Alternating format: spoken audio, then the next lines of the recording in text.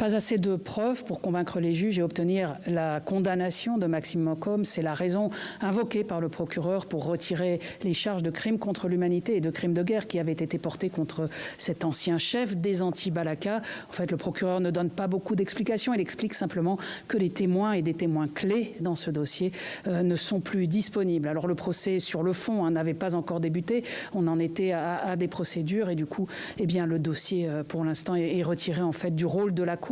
Alors les juges ont décidé, ont ordonné sa libération immédiate, mais évidemment, eh bien, la difficulté, c'est qu'il se trouve maintenant aux Pays-Bas, puisque c'est là où siège cette Cour, et les Pays-Bas ont accepté qu'il soit provisoirement hébergé sur leur sol, en attendant que le greffe de la Cour trouve un État qui accepte de l'accueillir.